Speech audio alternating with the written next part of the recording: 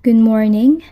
We are the group 5, the last group, and for today's discussion, we will be discussing the last BIKOL Typhoon by Carlos Ojeda Aureus. So these are the presenters for today's discussion. I, Villahen Mika, Mr. Takalan Jo Marie, Miss Cecilia Ira Marie, Miss Tapel Lovely Rose, Miss Sarmiento Tricia May, and Mr. Sangkap Vince Jason. So before we proceed to the analysis of the literary text, let us first discuss the background of the author. So Carlos Ojeda Aureus was a professor in literature at the University of the Philippines in Diliman and was Latin and Spanish at UP's Department of European Languages. He was a previous Diamond Jubilee Professorial Chair in English and Comparative Literature in UP Diliman. So he was awarded as a Diamond Jubilee Professorial Chair in English and Comparative Literature in honor of one of the university's and country's most accomplished writers. So, Jubilee Professorial Chair is awarded once every 3 years to a deserving professor who has distinguished himself or herself in creative writing and its teaching. He is well known for writing short stories like Nagaweños, a collection of short fiction in the streets, schools, and churches of Naga, the Queen City of Bicol. He won the first prize for writing The Latecomer in Carlos Blanca Memorial Awards for Literature in 1996.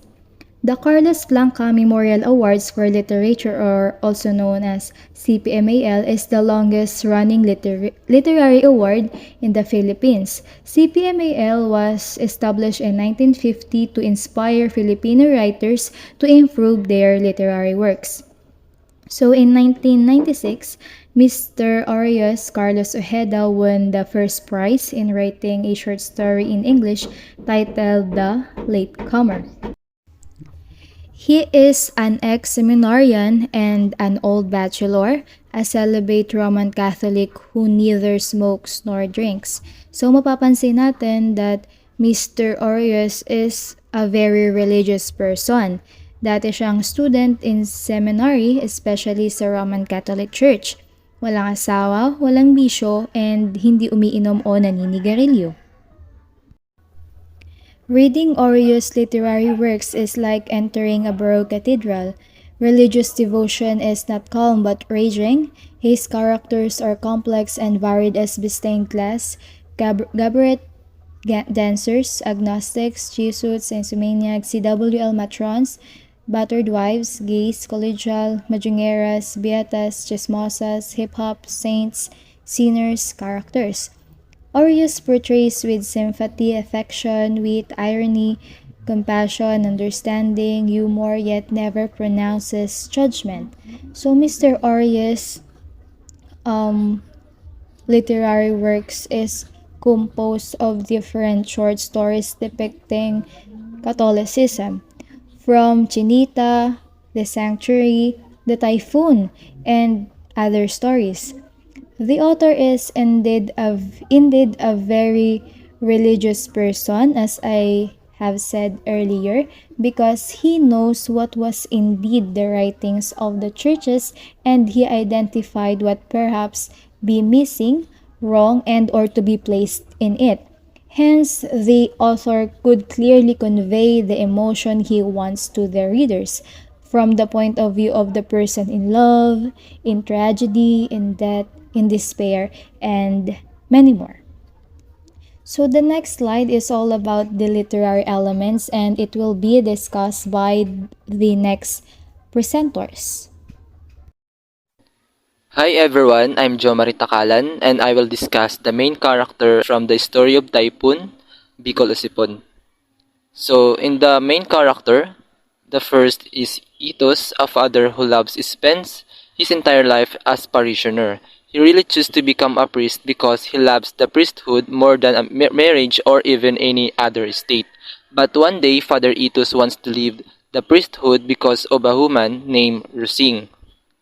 Rusing, a woman who grew up in an orphanage was seen by Father Itos from childhood to womanhood in his parish. Rusing is the reason why Father Itos wants to leave the priesthood because the way the church treated her is not acceptable and not right for him. But Rusing is also the reason why Father Itos remains as priest because of those experiences. Rusing had a lot of challenges and experiences like abuse from her husband, discrimination from men, and the way the church treated women. So Father Itos is still becoming a priest because he wants to have a reform. He wants to change the way women are treated, mostly to empower them so they are never treated as useless and to show them that they are not only under the power of men. Husband of Rusing. That Father Itos trusts him that he never hurts Rusing because Father Itos knows his husband that he is a nice boy and he is going to be in the parish and someday become a part of the parishioners.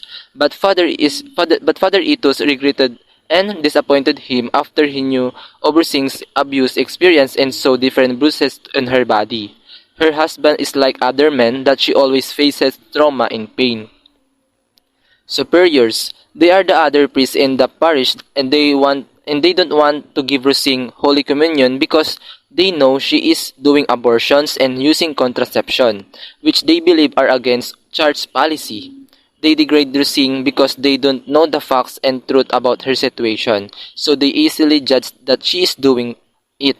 They conclude that Rusing is the worst sinner and they treated her as if she did not belong and should not be accepted in church. The tone or mood of the story being used are disappointed and confused. Father Itos is disappointed about stray viewpoint of the church. He criticized Catholic Bishops' Conference of the Philippines or CBCP for no longer representing true Catholicism. Narealize si Father Itos yung mga maling paniniwala ng simbahan the way they treated Rusing. He feel disappointed sa mga nangyari kay Rusing and started questioning himself. Pinagnilayan niya at pinag-isipan ng mabuti yung mga nangyayari.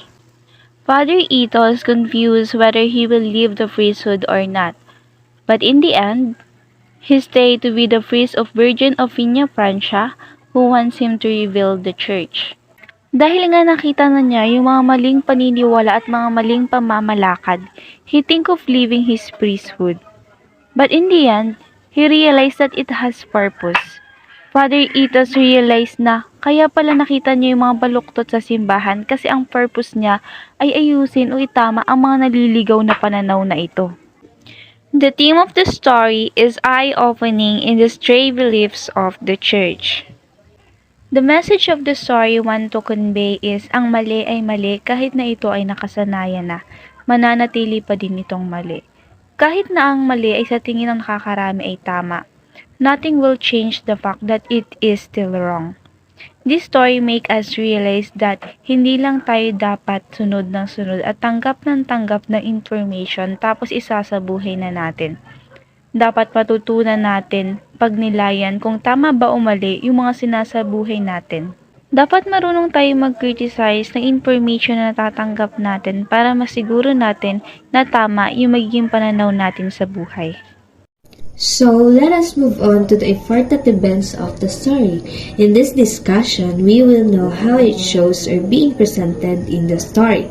So, the story started with Father Itos planning to leave the priesthood because of Rusing. So, Rusing is a married woman who's not being treated fairly because of her scandal. She's living with another man. Father Itos got involved to her because he gave her a Holy Communion despite her adultery scandal. So, sa mata kasi ng iba, makasalanan si Rusing dahil nga sa pakikipag-apid nito kaya nambigyan ni Father Itos ito ng Holy Communion ay nagkaroon siya ng conflict sa simbahan. So, sa kwento na ito, inilahad doon ni Father Itos kung paano nga niya nakilala si Rusing.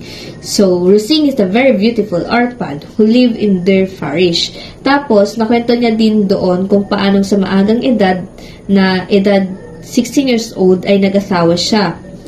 But then, after the dream and thought of being in love, naging impyerno ang buhay niya. She became a battered wife. Nagsakripisyo siya sa lahat at isa pa, tiniis niya ang lahat ng sakit. Nagawa pa nga ng asawa nito na gumawa ng ibang kalasuan at kapag hindi siguro ito nasasatisfy kay Rosing, ay itinutulak niya ito pababa or pahulog sa hagdan. So, hindi naniwala si Father Itos doon na sinasaktan si Rosing ng asawa nito dahil kilala niya ito. At saka lang siya naniwala nung naghubad si Rosing sa harap niya. Doon niya napagtanto na hindi ito nagsisinungaling kasi nakita niya yung mga peklat nung mga pananakit nung lalaki sa kanya.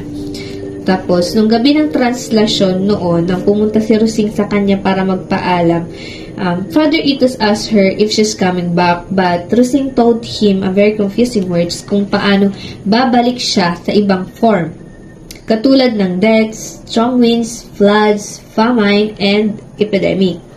So, umalis si Rosing pagkatapos noon habang nakalagay or nakasuksok sa pagitan ng breast niya yung blue hanky na ibinigay ni Father Itos.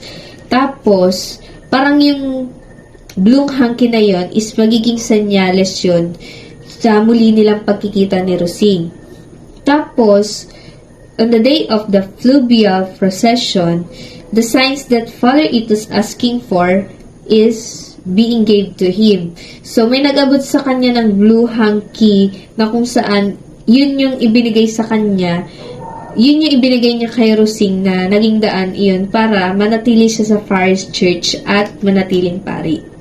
So, the setting of the story takes place in Naga Cathedral where the image of Our Lady Frenia Francia ay nakalagak. So, iyon din ang lugar kung saan naging parish priest si Father Itos at ito din ang lugar kung saan niya nakilala si Rosing. Good day everyone, my name is Tushami A. Sarmiento and today I will be discussing the interpretation how these are crucial towards showing the overarching message in the literary text. So the BIKOL OSIPON typhoon hide a deep and meaningful story that wanted to tell to the reader what is happening in the society. So ito yung nagsisilbing reflection ng kung anong society meron tayo noon at ngayon. So, di ba dun sa kwento is, there is a girl named Rosing kung saan sinasabi niya na she is being abused by her husband but no one believes her. And ang masakla pa doon is yung hindi na siya pinaniniwalaan. And then, yung mga taong nilalapitan niya is, kumbaga, hindi nakikita kung ano yung totoong pinagdadaanan niya. Dahil, alam lang ng mga taong yun is kung ano yung batas at kung paano ipatupad yung batas ng simbahan at batas ng isang lipunan, subalit hindi nila ito naiintindihan. It reflects the actions, behaviors, and attitudes of human being towards nature, life, beliefs, and rights of people to be heard and seen in the society. Lalong-lalo na si Rosing, yung tauhan sa kwento na idinidescribe ni Padre Itoy.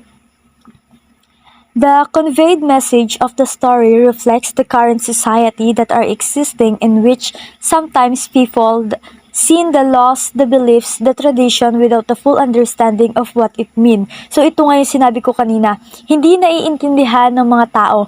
Kabisado nila yung buong libro ng isang batas, subalit hindi nila naiintindihan or nasasalamin kung ano nga ba yung mga nakalagay dito. People may follow the law of God, the law of the society, the traditions and beliefs. However, most people did not understand what it really means because sometimes the law is what makes us frightened because of the possibilities of the judgment that the victim will receive.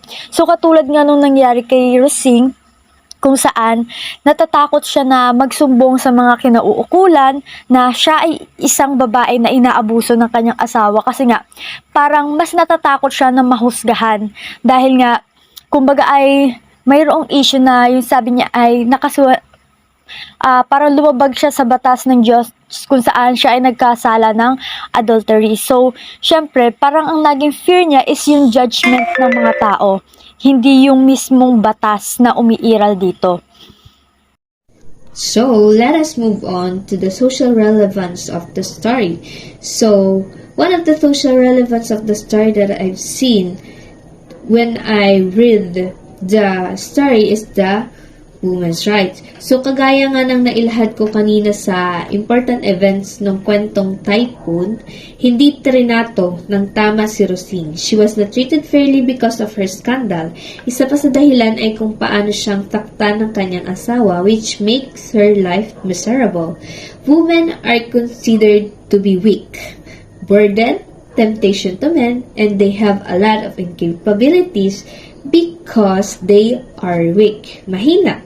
Kaya laging nadidiscriminate ang mga kababaihan. Isa pa dito yung pagiging emotional ng mga kababaihan na nagiging dahilan para hindi itrato ng tama, which is wrong. Men and women are both human. We have the both rights and we should be treated equally. However, women are not treated fairly. Yes, men are more dominant and strong, but then women can do that also. Sa isang pamilya nga hindi mabubuo ito kung walang ina. Kadalasan, mas pagod pa ang ina ng tahanan kaysa sa tatay. Why? Household chores, taking care of their children or child. Isa pa, hindi magiging balanse ang mundo nang wala ang mga babae. That's all. My takeaways. I realized discrimination and inequality against women not only occur at work and school, but now women experience it even in church. And I'm a little bit mad and sad because I know the church is the place of acceptance, equality, and love. The church is our home when we need comfort and peace to overcome our problems. But this is the problem. The church treated women as if they were the most sinners, and they were not welcome to enter the church because they were capable of using contraception and doing abortions. The church disagreed with this, but not all women have these problems because of the abuse and pain that men have done to them. And after this story was told to us, I was amazed at Father Itos because he came back to the priesthood to stand up for women and to build reforms that he wants to change the way women were treated before. And like the Lady Opinia Francia, he wants to remind us that we must always treat women with respect, care, and love. A woman and a mother that we never hurt them, but unending love and respect must be given to them. The world is changing and feminism are being embraced in media and literature, in school and the workplace, and the list goes on. However, women are still heavily discriminated and faces inequality. And result, many women are feeding on the constant understatement and think of themselves as weak, among others. Men is physically stronger, but women can still do the same things men do, and sometimes even better. How much more female leaders does the world need to realize that women can lead? How much more female construction workers does the world need to stop underestimating the strength of a woman? How much more female soldiers does the world need to realize and recognize their fearlessness? It's not right to paint women as the weak gender because weakness is genderless, and if people continue to do so, it will create a false reality that can potentially harm the development of male and female children and further impact politics and economy. And that's all for today's discussion. Thank you for listening.